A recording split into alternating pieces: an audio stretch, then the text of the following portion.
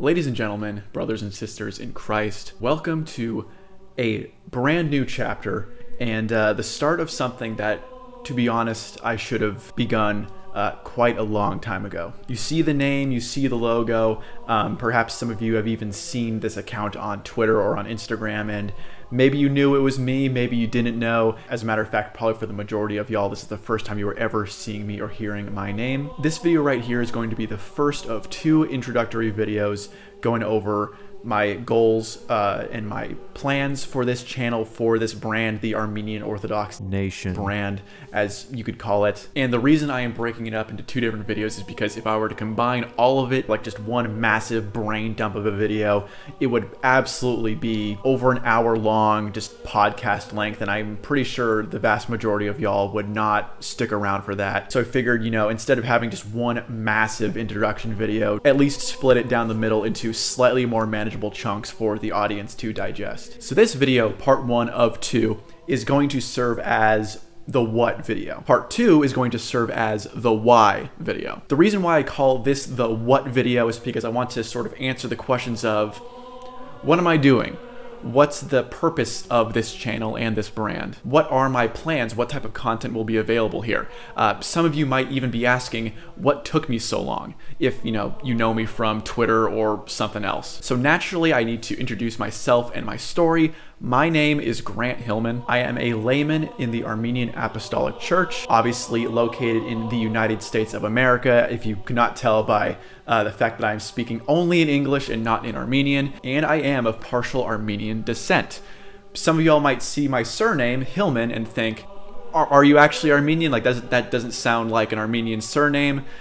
I actually get that quite a bit, and I think it's kind of strange, as if it's impossible for someone to have an Armenian mother and a non-Armenian father. But yes, I do have Armenian ancestry, specifically from Iran, and my grandfather is the one who immigrated to the United States of America back in the 1950s, and that's that side of my family. The other side of my family, my paternal side, where I get the Hillman surname, is completely European Caucasian. I'm just white through and through, both sides of the family. I'm pretty sure both sides of my family are Christian, going back probably over 1,000 years easily. Now, despite the fact that I do have Armenian heritage and I am currently a member of the Armenian Apostolic Church, I am actually a convert. So, that might sound kind of weird, like how do you have Armenian ancestry, but technically you're a convert to the Armenian Church? That is because I was not raised in the Armenian Apostolic Orthodox Church. I was raised in a denomination of Christianity called Christian Science, and I don't want to go into too much detail about that. Maybe that'll be a topic for another video. When I describe it to people, without getting too much into the weeds of specifics, I would describe it as the logical conclusion of many elements of modern Protestantism. That being the anti-sacramentalism, if that's even a term. Here I am, starting a Christian YouTube channel. I'm not even getting my terms right, perhaps. But, just being anti-sacrament in general, really suspicious theology. The Christian Science Church is absolutely anti-Trinitarian, does not believe that Jesus Christ is God, is part of the Holy Trinity, and just a whole host of issues that really arise from, dialogues and problems that arose from the original Protestant Reformation. A couple examples of the anti-sacramental nature of Christian Science is, not only is there no communion, not even symbolic, like lots of modern Protestant churches will at least have a symbolic Eucharist where they'll, pass around, a cracker in a wrapper, and they'll have, a little shot of grape juice, right, to at least mimic the real Eucharist. In the Christian Science Church, there isn't even that. Even crazier, there is no baptism in the Christian Science Church. So there isn't even the rite of baptizing new members. I might go more in depth on this in a future video as far as why I no longer consider myself a member of the church, why I walked away, obviously. But part of it really was continuing my study of Christianity and my walk with Christ, and really seeing that so much of the circumstances I was raised in is just completely antithetical to what the Christian faith has been for 99% of its history. And, the Christian Science Church, it's very new. I'm talking turn of the 19th century, that new. And so naturally, a lot of the problems with it can kind of be explained by that alone. And I will say specifically, the lack of the baptismal rite was a massive problem for me, a massive roadblock for me at one point when I was a teenager, because I had cousins who were in a non-denominational Protestant church. And I remember going to church with them. Maybe it wasn't specifically after going to church with them, but I remember somehow really gaining awareness of baptizing and what it meant to be baptized, what it looked like and all that. And I realized, like, I've never gone through that. Yet this is something that pretty much every Christian denomination practices. Of course, in Orthodoxy and Roman Catholicism, it's a huge deal, and it's usually done oftentimes when the individual is an infant, right? And it's very, very important, very beautiful, a very serious occasion, right? And then, of course, in Protestant churches, we like to rip on Protestants a lot for how they do it and how it's all sort of played up and theatrical in a different sort of way, right? But at the very least, they still do baptisms, and oftentimes they do still do it in the name of the Holy Trinity as well. But in the Christian Science Church, there wasn't even that. So not only was there not even a symbolic Eucharist, there wasn't even a symbolic baptism. And that kind of, really alarmed my brothers and I. And so we were wondering, like, are we even really Christian? Because we haven't even been baptized, and yet this is something that's in the Bible, and this is something that every single other Christian church seems to do, so why haven't we done that yet? And that was specifically how we wound up in the Armenian Apostolic Church. And I was baptized in 2013, December 2013, at the age of 16. I am still in touch with that parish, and I talk to the parish priest there regularly. He is a massive influence on me, and he's probably my biggest mentor, actually, and I'm very thankful for his presence in my life. And that's really how my journey started. So even though I have that Armenian ancestry, I am technically a convert to the church, and I was baptized into Orthodoxy at the age of 16. Yet I didn't really come to any sort of understanding of what it meant to be Orthodox until several years later. When I first got baptized, I felt this relief. Like, oh man, finally I've been baptized. Like, I'm actually a Christian now, right? Like, I thought, finally, like, this is something that I just had to do. Now I'm a Christian. Without doing, much research into it, obviously, I just thought, a baptism was valid for all Christian denominations. Like, just once you're baptized, you're a Christian now. And so, you can, it's recognized everywhere. Now you can officially say you're a Christian. And so you can go and do whatever you want in terms of affiliating yourself with whatever church you want to affiliate yourself with, right? And so for several years, despite being officially baptized in an Oriental Orthodox church, and not really considering myself a member of the Christian Science Church anymore, despite the fact that I still went on occasion with my father, I still considered myself Protestant, actually. As far as I knew, the Armenian Apostolic Church is not Roman Catholic, so therefore that must mean I'm Protestant, right? So I just didn't know anything about what Oriental Orthodoxy was. I didn't know anything about Roman Catholicism, Eastern Orthodoxy, high church versus low church Protestant. I just didn't know about any of that. Like, I just thought, okay, I've been baptized, I'm a Christian now.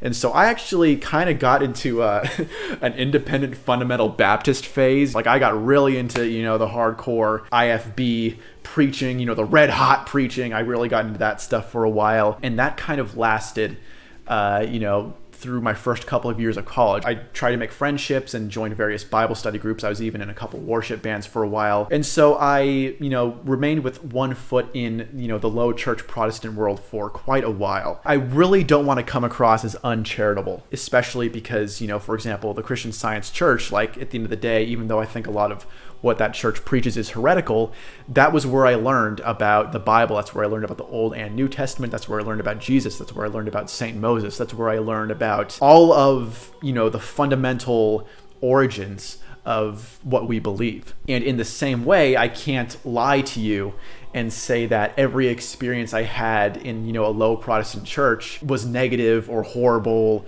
and everyone there was awful, because that very much was not the case. Everyone was, usually extremely friendly and kind and open and willing to talk about stuff.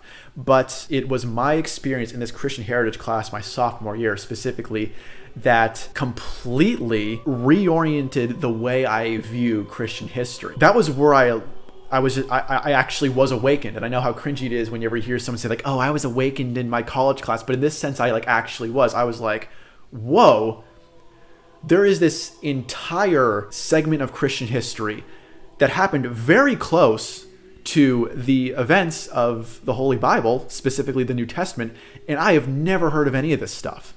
Why was I not taught this stuff? And I didn't know it at first, but that was what planted the seed in my mind to rediscover Orthodoxy. Now we're going to fast forward 2 years to 2019, between my junior and senior year, and I had actually been going to a local Greek Orthodox church. Through some clubs I was associated with, I had met a guy who was a convert to the Greek Orthodox Church. By this point, I had, kind of seen a few memes here and there. There was the Deus Vult meme that was really popular in 2017. And then by 2018, you started to see some what could be described as Eastern Orthodox memes, like featuring monks and stuff like that. And I thought that stuff was really cool. As someone who now had, a layman level interest in early Christianity, and now sort of this, I don't want to say disdain because that's a really harsh term, but that this lack of attraction, for lack of a better term, to modern Protestantism, I saw, the Deus Vult memes, or like, the based orthodoxy memes. And I thought those were cool because I'm like, man, these people seem to kind of agree with what I agree. And it seems to be kind of based more in history and caring more about traditional forms of Christianity. By this point, I had actually begun to re-identify as Armenian Orthodox. And so when I met this guy who was Greek Orthodox, he'd asked me like what denomination of Christianity I was. And I just said Orthodox. And he was like, whoa, I'm Orthodox too. That was the first non-Protestant church I'd been to on a regular basis in quite a long time, actually. However, I will note I was not taking communion at this church, by the way. So we'll get into that in a little bit. But that actually happened in my junior year in 2018.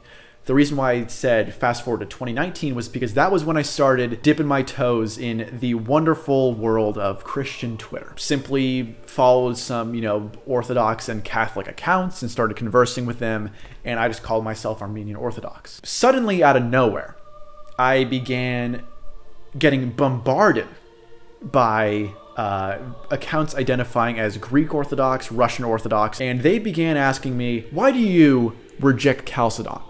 What happens at your church? Do you just not mention the other councils? And what is it about, why do you reject the idea of two natures? And I had never heard of any of this stuff, period. I was like, what the heck is going on? Like, what did I walk into? And upon further research, I realized that the Armenian Apostolic Church is part of a communion of churches called the Oriental Orthodox Church. That is not the same as Eastern Orthodoxy. Both communions of churches call themselves Orthodox and do not accept or recognize the orthodoxy of the other communion of churches. And this divide originates from the first major schism in the history of Christianity, actually, at the Council of Chalcedon in the year 451 AD, which is recognized by the Chalcedonian churches as the Fourth Ecumenical Council. And in a way, that is probably the biggest signifier in terms of differentiating between Oriental Orthodoxy and the rest of Christianity, at least an academic level, right? And so I found myself trying to make friends, but instead finding myself under immense pressure out of nowhere from people who I thought I was cool with, but they were just demanding answers from me as if I had faulted them somehow. And so my obvious train of thought was, okay, I am going to go to the man who baptized me. And so the first time in quite a while, I actually reached out to him. I told him, I'd been going to a Greek Orthodox church and hey, I didn't realize that they were different. Is this okay? I asked him hey, can we talk over Skype or Zoom at the time? It wasn't Zoom because this was before 2020. So it might've been Skype actually.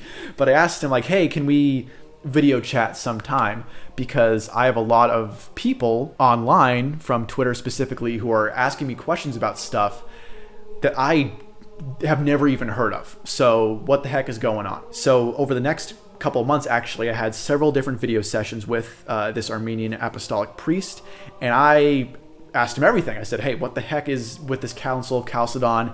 What's with this one nature versus two natures debate? Who the heck is this Saint Cyril guy and why is he so important?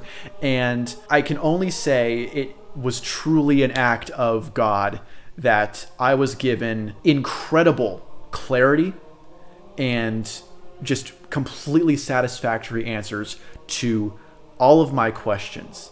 And what I have especially grown to appreciate is that the answers were not given to me in, a cautionary or, stepping around the broken glass manner. And for this, I am very thankful, because it has shaped my attitude ever since. And in the long run, it has only continued to motivate my quest for truth and to defend Oriental Orthodoxy. I will say that those talks were the moment that really changed everything for me. Now, at first, I was still very ecumenical. I still, found, the Byzantine Orthodox, Eastern Orthodox tradition to be quite fascinating. And I maintained my friendships with the local Greek Orthodox church for a while. I ended up attending for, about a year overall, until a local Coptic Orthodox mission parish was established that was actually tied to a student group. And so now I had a canonical Oriental Orthodox church to attend. Just for a brief review of everything that happened, I was raised Christian Science, so very modern low church Protestant, officially converted to the Armenian Apostolic Orthodox Church, that is Oriental Orthodoxy, in December of 2013 when I was 16 years old, wandered for a while, identified as Protestant for a bit, and then rediscovered Orthodoxy in 2018, and then it began to publicly identify as Orthodox again, 2018, 2019, and I have specifically been very zealous in my defense and promotion of Oriental Orthodoxy since about 2020 or so in terms of my online activity and persona. Now what I'm going to do is I'm just going to outline basic plans for the content of this channel. This is not going to be a weekly upload channel. I'm not a full-time YouTuber, obviously. I know how difficult it is to have a regular upload schedule when it's not your full-time job and you have a full-time job on the side, not on the side, a full-time job that's more important, and then you do YouTube on the side. So I'm going to say right now, this is not going to be every single week I upload a video at the same time on the dot. That's not because it's not a priority. That's not because I don't care. That's just because it's not feasible. So the last thing I'm going to do is tell y'all new videos every single week and then just not deliver. So I can tell y'all there might be phases where I do actually upload every week for a brief period. There might be other, eras where I don't upload for a few months at a time. It's kind of, I just know that I will upload when I have something to upload, when I feel inspired, or when I feel that there's, a pressing issue to talk about, right? I will also say, for evangelistic purposes, everything on this channel is going to be in English. A key reason for that is because, unfortunately, the Oriental Orthodox churches, in what I would argue is very unfair, actually a very unfair designation, but we have been stereotyped as being solely ethnic enclaves that are not welcoming or appealing to outsiders. I'll save my perspective on that accusation for part 2. I'll elaborate on it more, but I will say, with that accusation and that stereotype in mind, I think it is actually very important to have English-only resources for Oriental Orthodoxy, not only for those who are, bilingual in the diaspora, but especially for inquirers and, as I said, for evangelistic purposes. So for the most part, this channel will be English speaking. And one last thing before I end this video, the brand accounts for Armenian Orthodox Nation, they will be on the screen. We're going to be everywhere, not only on this YouTube channel, on Twitter, on Instagram. We're even going to have a TikTok account. I personally have never used TikTok. I have never had a TikTok account. All of my experiences with people who are regularly on TikTok has proven to me that it is just a cesspool. It's completely addictive and it just destroys your brain even more so than most other social media platforms. So I am reluctant to have a personal TikTok account, but I figured with this new brand, we should cover all of our bases. So I'm actually gonna have a separate admin for the TikTok account. Can't say I'm regularly gonna post content on TikTok. Probably just previews or, brief little clips of the videos and all that. But yeah, we're even gonna be on TikTok and even on Facebook for the boomers. So, if you're a Facebook boomer and, you're still stuck in 2012, we'll have a Facebook account too. So with that being said, thank y'all so much for enduring part 1. I'm going to sign off here. God bless you, and I will see you guys next time. Okay, ladies and gentlemen, welcome to the present. I just got through editing what y'all just watched, and fun fact, I actually filmed what y'all just watched back on March 27th, 2023. I sat on that footage, that segment, for over a year and a half. And there is a big reason why I chose to do so. This project was born in December of 2022, and it's kind of been in its experimental phase for the past almost 2 years as I've been operating it semi-anonymously. A few people have known it was me. As a matter of fact, it's possible that a lot of y'all guessed it was me, but I had a plan from the very beginning to really take my time with this before I kind of did a full reveal and put myself in front of the camera. I wanted to make sure that if I was going to embark on such a mission, that I would be doing it the right way, with the right plan in place and with the right guidance behind me. Because as we all know, nowadays in the online world, there is an abundance of unappointed laymen yelling at cameras. And, you know, some are more worthwhile of viewing than others. And I knew from the beginning that if I was to eventually join that cast of characters, that I would want to be better prepared and better situated. Let's just say that. That is to say that I do not stand in front of you all today as, you know, some sort of knee-jerk, quick, impulsive reaction. I have had this on my mind for a very long time. I've prayed about this for a very long time. I've spoken to several priests about my ideas and my plans, and I have finally decided that now is the right time. So for one thing, let's talk about the name change and much more recently, the logo change. Now, as y'all were watching that video just now, you probably noticed that as I would mouth the word Texas in Armenian Orthodox Texas, which was the original working name of this platform, I had a loud re-recorded voiceover saying nation. So originally, yes, this platform was called Armenian Orthodox Texas, and that was the name I chose because this project was born in Texas, and so it just seemed logical. The Armenian Orthodox Texas era did not last very long, however, because I eventually realized if I go forward with that name, it's going to come across like what I produce is only relevant to the Armenians living in the state of Texas, of which that number is growing, by the way. A lot of people don't realize that, but the Texas Armenian diaspora is growing. And I realize, you know, my goal is, you know, Oriental Orthodox evangelization in the context of the entire United States. So, okay, it made sense to change the name to Armenian Orthodox Nation. But I stuck with the Armenian flag, Armenian cross, Texas logo for a while because I just like the logo. I mean, I'll have it right up here. It just looks good. I am not a graphics design guy, and it took me a while to figure out how to make this, but I'm proud of this. This is, you know, going to stay on as the alternate logo, but it is unfortunately going to have to be retired as the primary logo. I have now made the switch to the entire United States map with the Armenian cross on it. I think it also looks really good. So the Texas logo is not going away, but it is now officially a secondary logo, as now the nationwide mission of this channel is now fully symbolized. I will also note now that we are expanding our reach on social media. Not only do we have Instagram, not only do we have X, Twitter, not only do we have YouTube, obviously, not only do we have Facebook for all the boomers, not only do we have TikTok for the Zoomers, but we are even going to be on all of the alternative social medias. What are they? Truth Social, Rumble, I think, is another one. We're going to be everywhere. Just if I have heard of the app, we're going to be on there.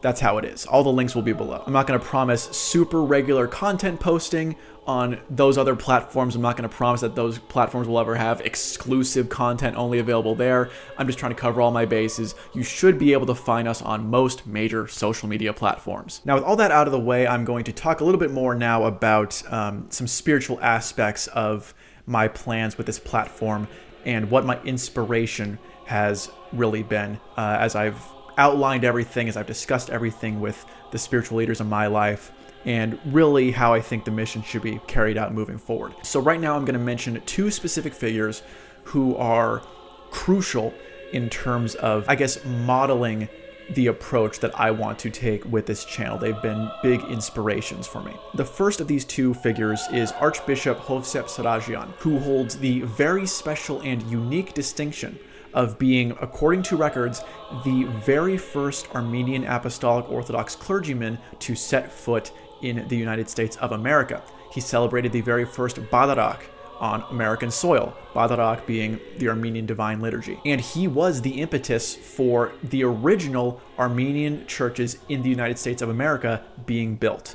Without his efforts, we would be decades behind where we are now. And yet, unfortunately, he remains relatively unknown in the context of the Armenian American diaspora and, the global Orthodox Church. And that's really a shame.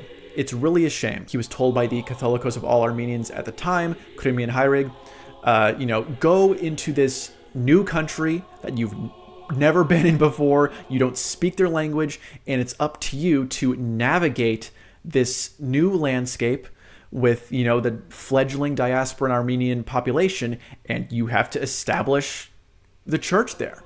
And he was, despite numerous obstacles, he was successful, and his efforts should be remembered more so than they are. He should be given much greater honor, in my opinion, because arguably he is potentially the most important still evangelistic figure of the Armenian Apostolic Orthodox Church of the past 150 years. And so in the context of mission in the United States, Archbishop Hovsep Saragian is, of course, very important and a big influence on my goals with this platform. The second figure is a bit more recent, but also a 20th century figure, and that is His Holiness Garagian I, Catholicos of all Armenians from 1995 to 1999, someone who is remembered, not inappropriately, as a very ecumenical figure. We will talk about ecumenism and the current state of ecumenism on this channel, because that is a very, as anyone who knows me, that's a hot button issue for me. But what I find so interesting about scholarship about Garagian Vehapar from his life when he was still with us, and also after his repose in the Lord in 1999, his ecumenical work and his ecumenical speeches are given significant attention, if not all of the attention, from scholars, both inside the church and outside of our church. But interestingly, I would argue that His Holiness Garagian I, perhaps more so than most other Oriental Orthodox clergymen of the 20th century, truly and effectively made the case for Oriental Orthodoxy on both a historical and theological level. He really knew his stuff. And that's why I think it is interesting that his ecumenical activities are the most well chronicled and the most promoted, whereas his scholarly work on the history of the Armenian Church, the theology of the Armenian Church, and of Oriental Orthodoxy in general, actually, is really not only, it is very effective, but it's also really underrated, and it deserves more attention, in my opinion. What is also so important and effective, though, about Garagian Vehapar's theological and historical work in the context of the Armenian Church and broader Oriental Orthodoxy, is that he very often wrote while knowing that he was speaking to a, for lack of a better term, foreign audience. He knew that his essay or his speech, whatever it was, could possibly be the first time the majority of his audience was hearing an Orthodox clergyman speak. Potentially the first time the audience was hearing an Armenian clergyman specifically speak. And in fact, there are some works of his, books, essays, etc., that were, he even says, this work is intended for an outside audience. It's not intended for those who are already part of the Armenian Church, part of the Orthodox Church. It's intended for those who are inquirers, those who are outside of the Orthodox Church, and this work is meant to be their introduction. He was very conscious of the fact that he was speaking to a non-Orthodox audience, and he made sure to really do a good job of effectively and succinctly communicating his message, and really doing a great job of breaking down, whether it was talking about the Armenian Church's position in world Christianity or talking about very tough theological or historical topics. He made sure to keep in mind that his work was for not just those who are part of the Armenian Church or the broader Oriental Orthodox community, but also for everybody. And that especially is a principle that I am going to strive to follow on this channel. This channel is not just for those who are the initiated, for those who are hardcore Oriental Orthodox apologists. This channel is for everybody, and the videos will be made with the intention of being presented to everybody. It doesn't matter if you have been born and raised Oriental Orthodox. It doesn't matter if you just heard about Oriental Orthodoxy 2 hours ago. I want my videos to be able to be digested, consumed by anybody. So as I've been working on this platform, this brand, whatever you want to call it, over the past nearly 2 years, I have had those two figures on my mind for the entirety of it, and I do not hesitate to refer to them as modern saints either. Now I want to reflect on a couple of verses from Scripture that I think are very applicable, not just to the mission of this channel, but to the state of our diaspora in general. And this does not just apply to Armenians, this applies to, I think, everybody who is part of the Oriental Orthodox communion and diaspora. So first, let's start with Luke 12:48, okay? But he who did not know, yet committed things deserving of stripes, shall be beaten with few. For everyone to whom much is given, for him much will be required. And to whom much has been committed, of him they will ask the more. So the famous phrase from this verse, of course, being, for everyone to whom much is given, from him much will be required. That is the, that's what a lot of people really pull from that verse. I do think this message is very important to the present state of the diaspora, because, much has been said and much is said to slander us Oriental Orthodox and to attack our unity. And much is said about the fact that our unity is not real, it's a farce. We didn't start calling ourselves Orthodox until fairly recently. We didn't view ourselves as one church until fairly recently in history. The funny thing about the internet is that a lot of people just say things. They just say things, and there's no substantiation of these claims. They just put stuff out there, and if their following is big enough, a lot of people will just take their word for it.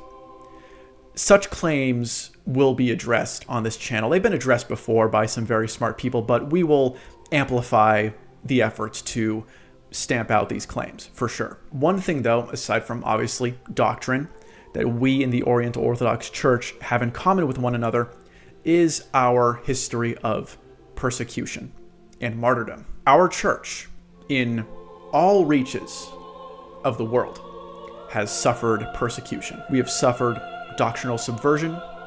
We have suffered political conquerings, invasions. We have suffered genocides. And yet, we're still here. The forces of evil have tried over and over again throughout millennia to kill the flesh. And they hope that by killing the flesh, they will kill the faith. Thus far, they've tried, but we're still here. And no matter what happens, we keep coming back, and we keep rising up. And we keep finding new ways to adapt and overcome, because the faith will never die. One thing that always really takes a toll on me is reading stories about how our fathers suffered for the true faith. Whether it's specifics about how they were martyred or what brought about the persecutions, it's always a humbling moment. Realizing that, in my own life, when I struggle with faith or I have issues or I find that I sin too easily, I think about what they went through. How would I have lasted under such circumstances, right? And so let's think about how that relates to the diaspora of the 21st century. Our fathers suffered immensely for their faith, and yet they did not give in. They never gave in. Ever. And here in the diaspora, we are with potentially more resources than we have ever had in the history of our communion of churches. And what are we doing with it? Right? What are we doing with it? We should be putting in so much effort to evangelize and to share the faith and defend the faith.